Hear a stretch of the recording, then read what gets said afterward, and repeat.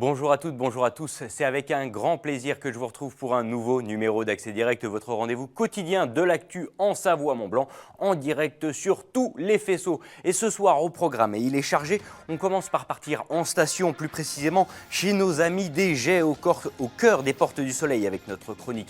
Un jour, une station et il s'en passe des choses du côté des Jets, on y revient dans une minute. Puis on parlera culture, car dans quelques jours débute le Festival du film et Forum international des droits humains de Genève. Il s'agit de la 18e édition.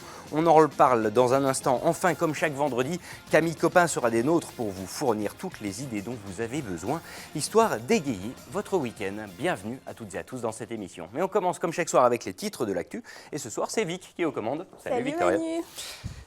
Et au programme ce soir, au JT, l'industrie à l'honneur. Et oui, avec deux reportages, on aura d'un côté la visite d'une ministre, Jacqueline Gouraud, c'était du côté de Chavano à la pépinière Galiléo, elle nous parle industrie et transition écologique. Et puis on verra aussi un zoom sur l'entreprise Emprotech en Savoie. Et puis deuxième titre ce soir, le département de Savoie qui votait son budget. Oui, c'est toi Manu qui a couvert cet événement, vous parlez d'un événement. Et on parlera notamment de la loi sur la fiscalité locale et sa réforme, tout à fait. Tu nous expliques tout ça et donc l'adoption de ce budget pour la Savoie, le budget 2020 qui a été adopté ce vendredi. Je vais essayer de vous expliquer tout ça. Merci beaucoup Vic, on se tout revoit tout à l'heure. Je te laisse finir de te préparer et j'accueille notre première invitée. Alexis Bongard est parmi nous, le directeur de l'Office du tourisme des Jets. Habitué de ce plateau, salut Alexis. Ça va? Salut. Bon, écoute, ça se passe plutôt bien par chez nous. Et du côté des Jets, justement, comment se passe la saison? Vacances de février? Ça se passe vraiment très très bien. On a le chassé-croisé, mais on a la chance d'avoir des routes qui ne bouchonnent pas. C'est donc déjà ça, pas mal. c'est bien. Et puis voilà, il y a de la neige. On annonce un magnifique week-end avec du soleil, donc ça va être parfait pour l'arrivée des touristes. La fréquentation est au rendez-vous, on est à 100%? Oui. Alors là, on est sur 100% de fréquentation, effectivement. C'est vacances scolaires. On est à fond. Ouais, on le dit régulièrement sur cette antenne, c'est la grosse période de l'année pour les stations. Ouais. J'imagine que pour finalement entretenir, amuser tout ce beau monde, il y a beaucoup de choses à faire en ce moment du côté des Jets. Il y a beaucoup de choses à faire. On a un gros programme d'animation, d'événements. Donc là, on a une nouvelle galerie d'art au Jet qui est très très bien. On engage à venir voir ça et on va avoir Nicole Lambert, Les Triplés. Pas mal. Donc les Triplés, c'est très très célèbre. On l'aura le 26 février. On va inaugurer. Ça, dès semaine avec Nicole prochaine. Lambert, oui, tout à fait. Comme quoi, il n'y a pas que du ski. Non. Et justement, il n'y a pas que du ski et il y en a pour tous les goûts, puisque pour les amateurs de musique également, il y a beaucoup de choses à faire, et notamment le fameux Rock the Piste, 10e édition. Oui. On prend les mêmes, on recommence. 10 ans déjà, effectivement. Toute une semaine de fêtes et de concerts dans les Portes du Soleil. Alors là, c'est vraiment une grosse organisation avec de magnifiques scènes. Et chez nous, on aura le 18 mars Nada Surf, le groupe. Mais il y a pas mal de groupes. Il y a IAM, il y a The Stranglers. C'est une sacrée programmation. Justement, maintenant, même si on est rodé avec les années, j'imagine qu'il y a une équipe dédiée peut-être ou pas mal de personnes qui se chargent parce que voilà, IAM, Nada Surf, Skip the Use, Deluxe, ça ne se cale pas comme ça. Non. Alors c'est professionnalisé, bien sûr. Donc là, on a toute une équipe de professionnels qui montent les structures. Ça, on rigole pas avec ça. C'est important, c'est professionnel. C'est de vrais gros concerts en plein air dans une nature magnifique. C'est vraiment une expérience à vivre. C'est vraiment super. Et puis, on a à côté de ça des staffs stations et toute une équipe de bénévoles en même temps parce qu'on a énormément à faire et il nous faut beaucoup de bénévoles. Sans eux, rien n'existerait, comme toujours. Et on les félicite et remercie au passage. Autre dossier, parce que même s'il y a de la neige, on ne perd pas l'ADN finalement de la station des Jets, qui est celle du VTT. Et le VTT, c'est un dossier qu'on ne lâche pas, justement, même l'hiver. Et je crois que vous avez des bonnes nouvelles. Et oui, alors sur le VTT, on a un énorme programme. On veut vraiment parfaire notre position de leader européen sur le mountain bike. Et là, on a un programme énorme avec les finales de Coupe du Monde en 2020. Ce sera cette année en septembre. Et puis, on aura à nouveau des finales de Coupe du Monde en 2021. On aura les championnats du monde en 2022 Et qui sait, peut-être en 2024, on va voir avec les Jeux Olympiques, peut-être. La candidature pour on verra ce qui se passe. Paris 2024, justement. C'est vrai que ça fait une sacrée dose d'événements très très haut niveau. Les meilleurs mondiaux seront là. C'est un peu la consécration pour la station qui a engagé finalement cette volonté d'être vraiment leader sur le VTT il y a pas mal d'années maintenant. Tout à fait. Ça fait maintenant plus de 25 ans que la station des Jets travaille sur le VTT et qu'elle réussit. Et pour cela, pour asseoir justement cette position de leader, il faut des événements comme les Coupes du Monde. C'est pour ça que l'on fait ça. La dernière Coupe du Monde, en 2019, on a fait quand même 100 000 personnes. Hein. C'est pas rien. C'est plus qu'un match de foot de première division. Donc là, c'est vrai qu'on travaille avec de vrais champions. En plus, la dernière fois, c'est les Français qui ont gagné. Faut le souligner. Que demande le peuple? Donc voilà. Et il y avait énormément de monde, il y avait beaucoup d'ambiance, c'était chaleureux. Voilà, on aura encore cet été la passeporte du soleil. Donc là, on a près de 6000 participants. Vraiment, au niveau du VTT, on a une position qui est importante. On a beaucoup d'espace. Le bike park est très très grand, il s'étale sur les portes du soleil. Pour les clients, c'est vraiment parfait. Et alors on en parlait en préparant cette émission, c'est vrai qu'au-delà des grands traits, des grands chapitres qu'on a l'habitude de voir au Jet, vous essayez à l'innovation avec des ouvertures qui sont prévues cet été et notamment un Lumina Park. Explique-moi un petit peu. Oui, alors tout à fait, on a vraiment besoin de diversifier. En montagne, on a un excellent domaine skiable, qui est les Portes du Soleil, qui est un des plus grands domaines au monde, mais aujourd'hui, nos clients, ils ne font pas que skier. Donc, on a besoin de beaucoup diversifier. On l'a vu, on le fait par l'événementiel, mais on le fait également aussi par des équipements. Et là, le Lumina Park, c'est tout nouveau. Alors, il y en a des Lumina Park aux États-Unis, au Canada, mais ce sera les premiers en Europe. Ici, alors, ce sera une première. Alors, le concept, c'est un parc lumineux. À la nuit tombée, dans les arbres, il y a un parcours lumineux. Ça raconte une histoire avec des cabanes et on passe 2 heures, 2 heures et demie dans ce parc à découvrir, à faire le parcours. Donc c'est une vraie découverte, c'est comme un parc d'attractions. Sauf qu'au niveau de l'impact environnemental, c'est très très réduit parce qu'on utilise la forêt. Au niveau de l'impact lumineux, ce n'est pas d'énormes projecteurs, c'est plutôt des petits LED qui vont raconter une histoire avec du son, de la lumière. Donc ça, c'est une première. Et puis, ça ouvre fin juillet. Ça ouvre fin juillet. Fin juillet de cet été.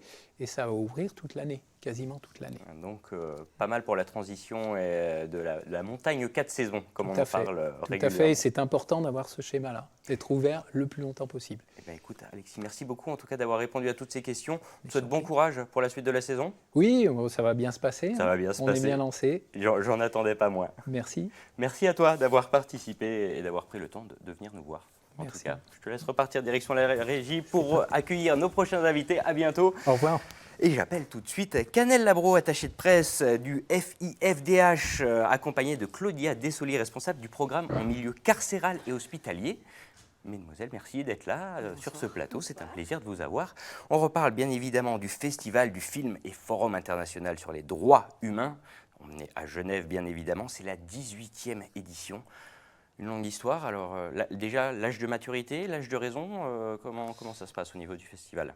On arrive à l'âge de raison, je dirais, et la maturité quand ce sera les 20 ans dans 2 ans. Beaucoup d'évolution. En 18 ans, c'est un festival qui a pris une place indispensable, essentielle au niveau local et au niveau international. C'est vraiment quelque chose qu'on a développé, notamment aussi avec l'arrivée d'Isabelle Gattigar, notre directrice, c'était en 2014. C'est parti d'un pari fou, avec quelques personnes, notamment Léo Kahneman, qui est président d'honneur du festival. C'est quelques fous, quelques passionnés, quelques journalistes, quelques gens investis, engagés. C'était quelques films, quelques débats, quelques petites choses. Et c'est devenu maintenant un rendez-vous incontournable. Voilà, aujourd'hui, il y a eu du chemin qui a été fait quand même. Qu'on voit finalement cette représentativité internationale. Il y a qu'à voir les films qui seront présentés, il y a qu'à voir le jury aussi de cette édition de 2020. C'était un gros travail, Canel, d'anticiper tout ça, peut-être au niveau de la programmation, de réunir tous ces acteurs. Oui, tout à fait. C'est un travail qui se fait 1 an à l'avance au moins. Je veux dire, on termine un festival et une équipe permanente qui travaille quotidiennement pour inviter des gens qui n'ont pas forcément de visibilité, d'autres qui sont déjà connus. Mais c'est beaucoup de travail pour un rendu qui est chouette. Et on a hâte que ça commence. Ah, justement, ça commence dans pas longtemps, le 6 mars, du 6 au 15 mars. Alors, il y a un énorme programme. Mais vous, si vous le voulez bien, on va parler justement d'une programmation un peu particulière, un peu hors les murs, justement celle en milieu carcéral. Parce que les droits humains, on en parle, mais justement, il y a un public qui en parle encore mieux. C'est ceux qui sont justement dans les prisons. Comment finalement on arrive à amener cette notion, ces thèmes de droits humains au sein des... là où finalement il n'y a pas... où il n'y a plus de droits, où il y a quelque plus part, de où les liberté, personnes finalement. ont plus de liberté. Comment on y amène? On les amène tout simplement. En fait, c'est pas si compliqué. Ça a été un long travail d'approche avec les autorités carcérales, avec le monde politique aussi. Mais il y a une volonté aujourd'hui d'ouverture.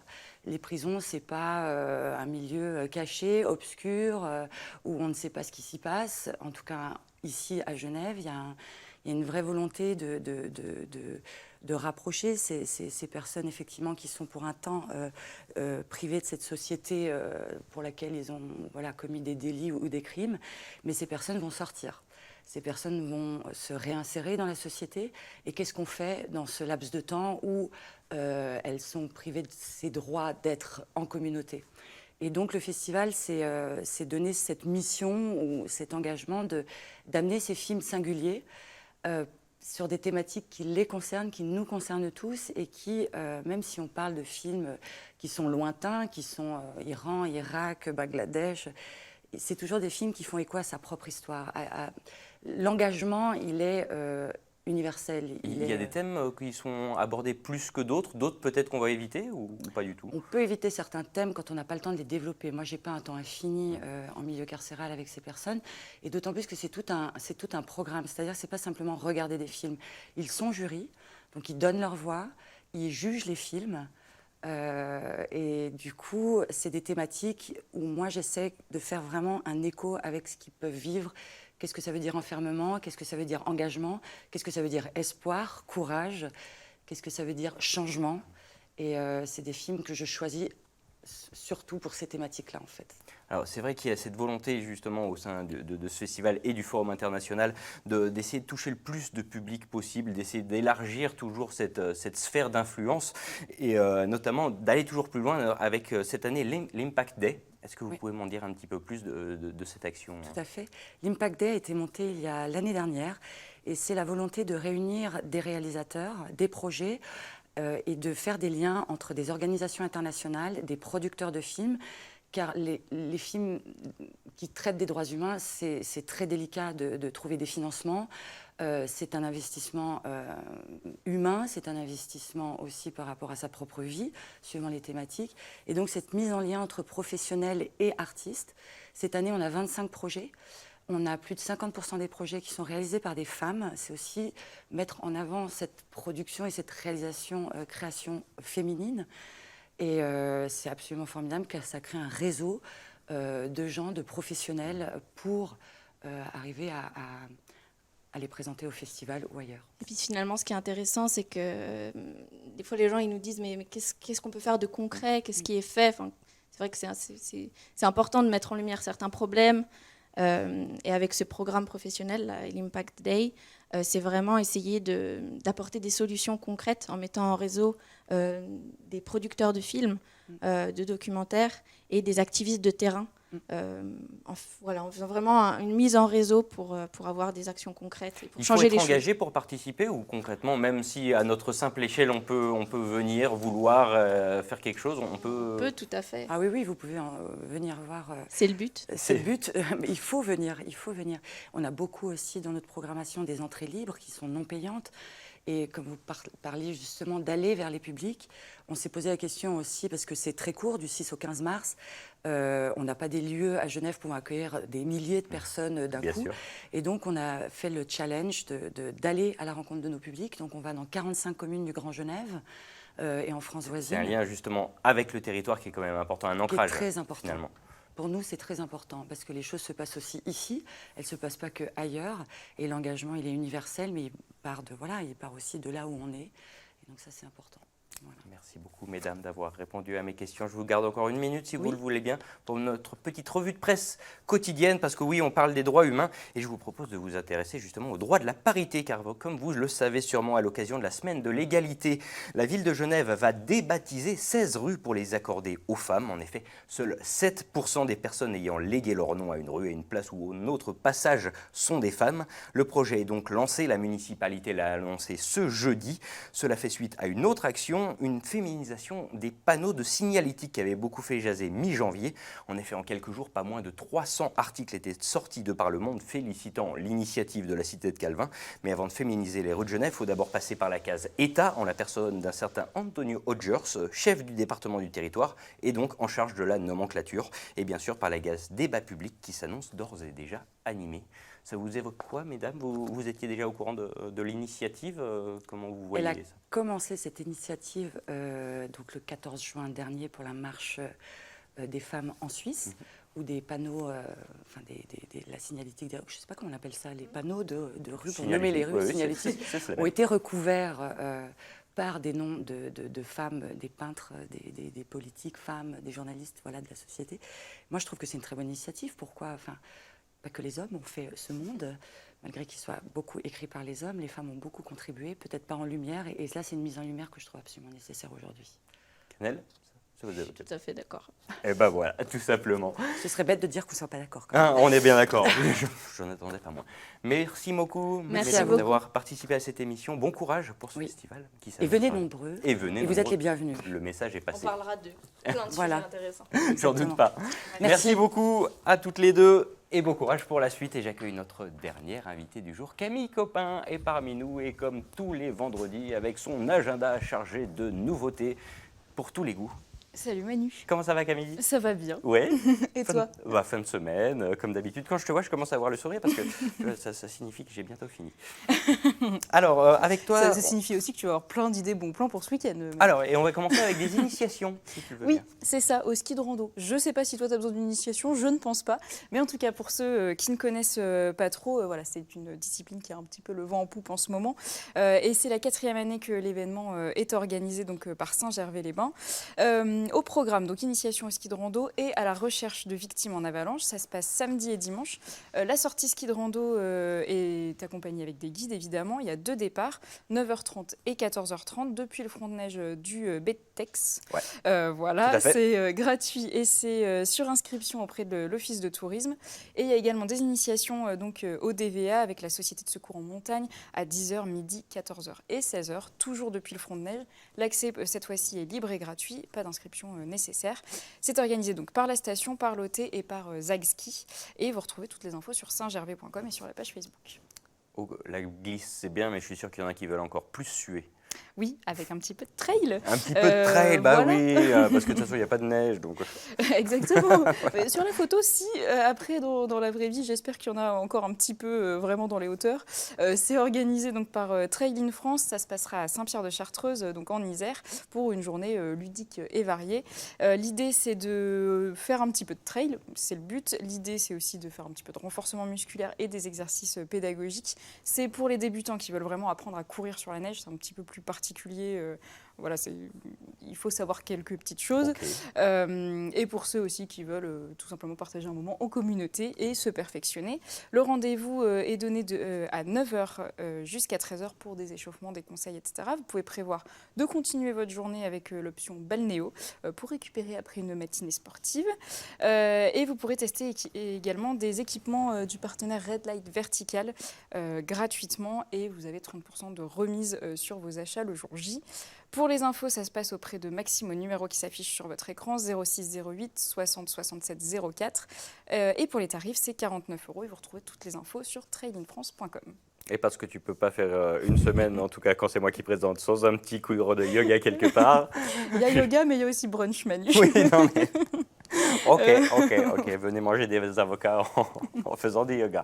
Voilà, ça se passera demain, samedi 22 février, journée sous le signe du bien-être à Cruseilles, au château des Avenières. Au programme, dès 9h30, on pratique un petit peu de yoga pour bien commencer la journée. Ensuite, donc c'est brunch dans les salons du château.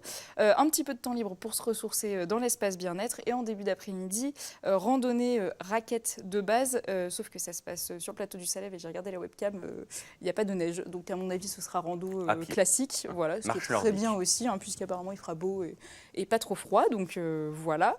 3 heures de rando et puis retour au château pour une séance yoga relaxation pour terminer la journée.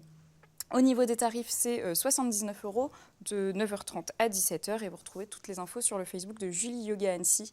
Ce n'est pas notre Julie à nous, mais c'est une autre Julie qui fait du yoga sur Annecy. Et vous retrouvez également le lien pour l'inscription en ligne.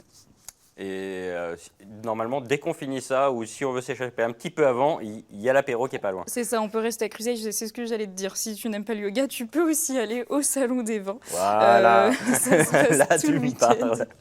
Samedi et dimanche, ça se passe donc au Gymnase des Ébaux à Cruseilles. 70 exposants venus de toute la France pour faire découvrir leur spécialité. De 10h à 20h30 le samedi, jusqu'à 19h le dimanche. 1 € l'entrée, je pense que c'est dans ton budget, Manu. Mais avec modération. Voilà, avec modération évidemment. Et il y aura des tombolas avec des bouteilles à gagner et 2 caves à vin. Voilà, c'est assez sympathique. Restauration sur place possible le midi et vous retrouvez toutes les infos sur le site. Il reste des choses à faire en Suisse? Et il reste des choses à faire en Suisse avec un petit rallye tup-tup. Ça te parle ou pas? Un quoi? Un rallye tup-tup. Un rallye, je connais rallye, mais pas... Tup-tup comme la marque Tupperware. D'accord. Voilà. Ok. L'idée, Je vois où tu veux en venir. c'est d'encourager son entourage à se mettre dans la démarche zéro déchet. C'est organisé donc à Carouge C'est en bien, Suisse. c'est bien.